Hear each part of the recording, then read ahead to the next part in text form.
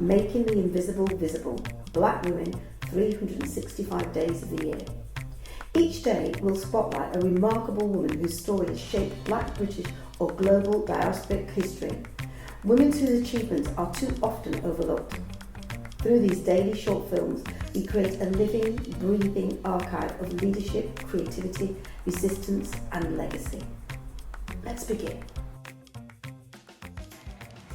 Hi everyone, my name is Alison Ray. I'm a choreographer, teacher, a director, and now author. I'm also a child of God. My faith is really important in my work, and that guides me and supports my work in this part of my life. I am an artist. I was trained at Trinity Laban. I was a dancer, worked professionally in the UK and abroad. And now I'm developing my own work as a choreographer. And now I am a writer. I just finished writing a book called A Journey Through Dance of the African Diaspora, 1980 to 2000, looking at artists from America, UK, France, the Caribbean, Jamaica, Barbados, Trinidad, and Africa.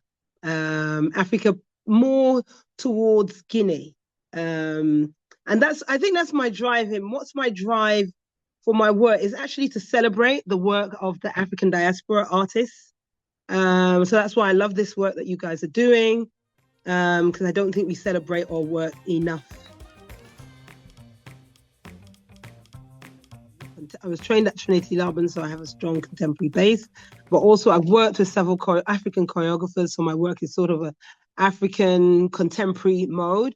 Also, my heritage is, I was born in the UK, but my heritage is Bajan from the Caribbean, and that will come through in my work. I just finished a piece last year based on Windrush called A Sea of Hope, which actually combines contemporary with Caribbean movement vernacular. My work is often driven by a theme more than movement. My previous work last year was The Unknown Soldier, based on the Black British War veterans.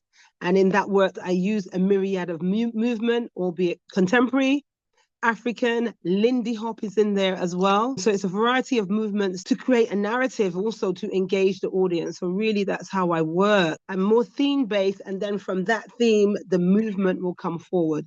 Questions is, for me all the time, is this the right context? Is this the right, I'm always asking myself, you all as an artist and as a person, you reflect on your work. So you're always going to ask those questions. Yeah.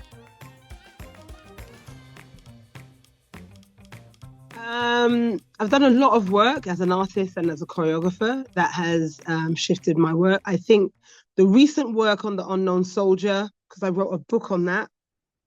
If anybody had told me when I started my training I was going to write a book, I would be shocked. As Catherine Dunham said, if you don't document your work, who is going to document it for you? You have to do it yourself. So I documented The Unknown Soldier.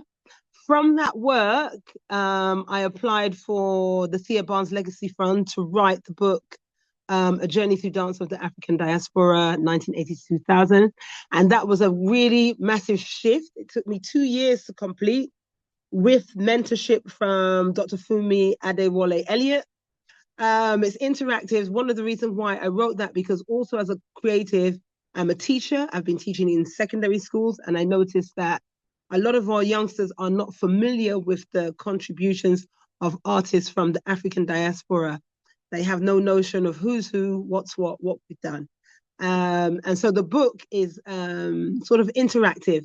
It asks the reader to go on a journey, to go and visit these places, not just read, but visit, have conversations. Really, really important for artists to have a conversation with whoever is within the industry. Just, go and talk to them about their career, what they've done, because that's only going to inspire you and motivate you on your journey.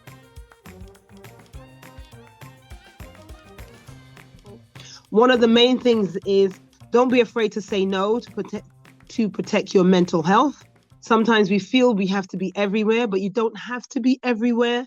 You have to be really centered with yourself, because sometimes it's exhausting. It really, really is exhausting, and you have to protect your health, your artistry, and don't be scared to say no. I think that's one of the things that I use to protect to protect my well-being. There's certain days I don't work on because those days are dedicated to myself and my family, which is really, really important.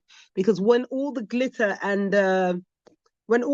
falls, all you have God and your family. So for me, they're number one, and I do take time out for them. Thank you for joining us for today's story. Making the Invisible Visible is our commitment to ensuring that Black women's histories and contributions are recognised, valued and kept in daily circulation. Across 2026, we will continue to share these powerful narratives, 365 days of impact, brilliance and inspiration. Stay connected, join the conversation and help us champion the women whose journeys continue to shape our world. I'm Paulette Brooks, and I'm looking forward to seeing you tomorrow for the next story.